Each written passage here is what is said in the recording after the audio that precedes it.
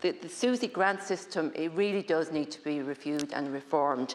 I mean, again, it's based on net income, or sorry, it's based on both on gross income, but I really feel it should be based on net income.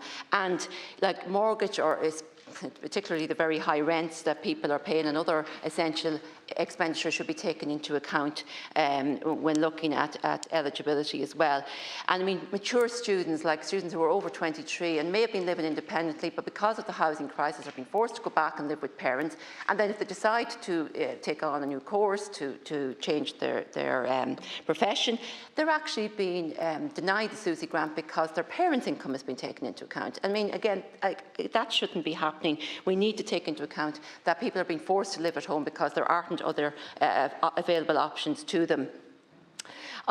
Also, the fact you can't access Susi for part-time courses really means that disabled people and people with chronic pain, or some autistic students who wouldn't cope with the environment in a college and maybe want to study online, are deemed ineligible to apply for a Susi. And I think, again, Minister, if you would look at that to ensure that the whole Susi application process is much more inclusive, to encourage as many people as possible to pursue a third level course. I also feel students who work, say, outside of holiday time, many don't realise that their income is then used as an assessment then against the Susi grant. And I had one student, and I felt really sorry for her. She had done her Leaving Cert and qualified for a place in college.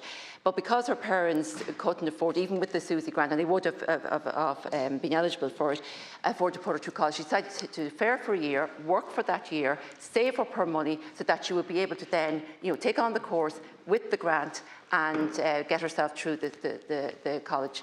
And she found that she wasn't eligible for Susi because of her income. It was combined with her parents.